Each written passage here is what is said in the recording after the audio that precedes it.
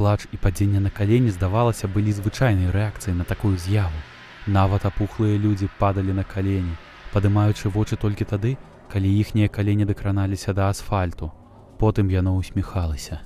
Любячая, гасцінная, усё прабачаючая усмешка. І народ заскуголіў.